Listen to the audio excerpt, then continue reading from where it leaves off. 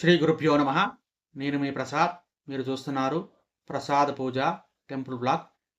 ఈ వీడియోలో మనం ఈ ఆషాఢ మాసంలో వచ్చేటువంటి సంకష్టహర చతుర్థి విశేషాల గురించి తెలుసుకుందాం. ఈ ఆషాఢ మాసంలో వచ్చేటువంటి సంకష్టహర చతుర్థి ఆగస్టు 2వ తారీఖు వచ్చింది. ఆ రోజు రాత్రి 9:42 వరకు ఈ చవితి ఉందన్నమాట. కాబట్టి అదే రోజు అంటే ఆగస్టు 2వ తారీఖు నాడే మనకు ఈ సంకష్టహర చతుర్థి అవుతుంది. ఈ ఆషాఢ మాసము బహుళపక్షము చవితి రోజు వచ్చేటువంటి సంకష్టహర చతుర్థిని గజానన గణపతిగా పిలుస్తారు.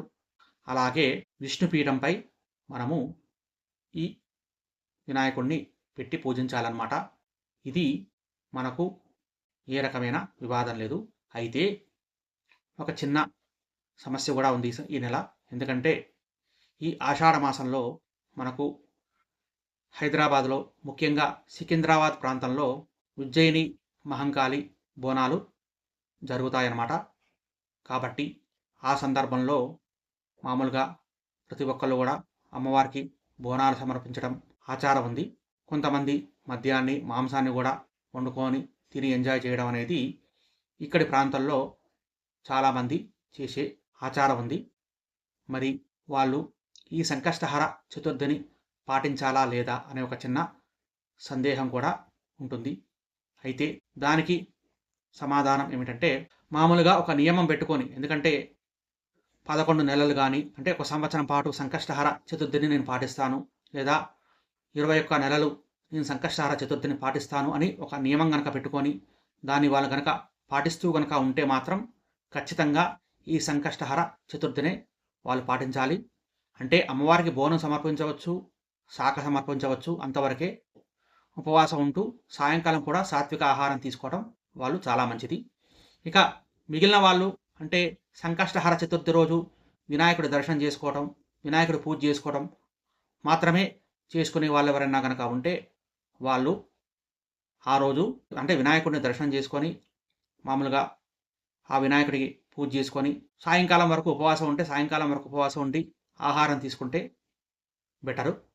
ఇక అలా కాకుండా కేవలం దేవుడిని దర్శనం చేసుకొని వస్తాము అనుకునే వాళ్ళు అటు వినాయకుడికి దర్శనం చేసుకొని తర్వాత అటు అమ్మవార్లకు బోనాలు సమర్పించుకోవడం, వాళ్ళ కార్యక్రమాలు ఏమిటే అంటే మద్యం కానీ లేకపోతే మాంసాహారం తీసుకోవడం కానీ ఇవన్నీ వాళ్ళు చేసుకోవచ్చు అన్నమాట.